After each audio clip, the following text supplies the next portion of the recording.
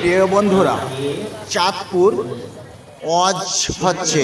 ইতিমধ্যেই আপনারা দেখছেন অজস্র শীত চলছে ওয়াজ। সেই চাঁদপুর মহিলা মাদ্রাসার ওয়াজ থেকে আমি কাজী তানভীর আপনাদের শুভেচ্ছা জানাচ্ছি এবং ওয়াজের কিছু চিত্র আমি আপনাদের মাঝে তুলে ধরছি, সেটাই আপনারা শুনতে থাকুন।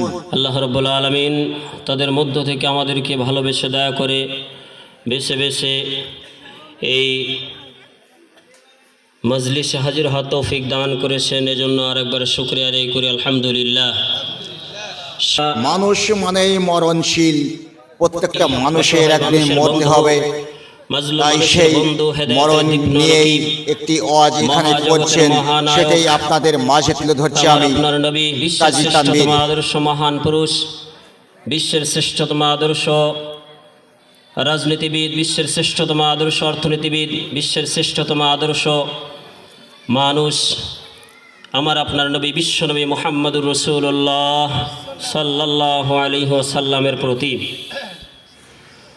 শান্তি অবতীর্ণ হোক। আদম থেকে নিয়ে শুরু করে আজ অবধি যত নবী রাসূল, মুমিন মুমিনা, মুসলিম মুসলিমা এই দুনিয়া থেকে চিরবিদায় গ্রহণ করেছেন আল্লাহ রাব্বুল ইজ্জাতুল জালাল তাদের সকলকে জান্নাতের সর্বোচ্চ স্থান দান করুন, আল্লাহুম্মা আমিন।